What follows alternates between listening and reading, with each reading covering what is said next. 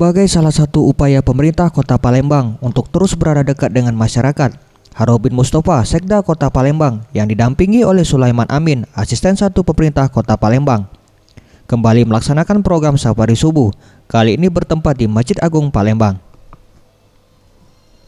Ditemui usai kegiatan, Harobin Mustafa menuturkan, saat ini program Safari Subuh yang dicanangkan Wali Kota Palembang telah dilaksanakan di 18 kecamatan dan 107 kelurahan setiap hari secara serentak. Program ini sendiri sudah mulai menunjukkan progres. Masjid yang ada di Palembang ramai ketika waktu subuh.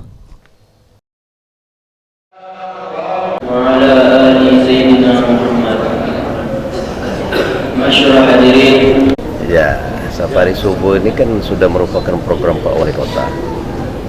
Sekarang ini sudah di 18 kecamatan, 107 kelurahan setiap hari.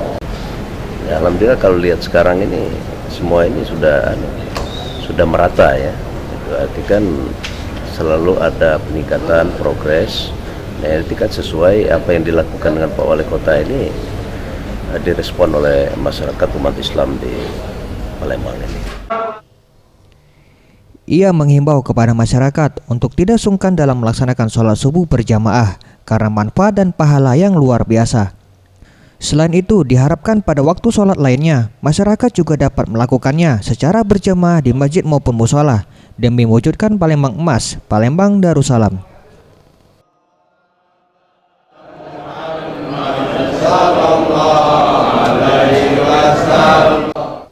Anugerah Sandi Pratama, Sriwijaya TV.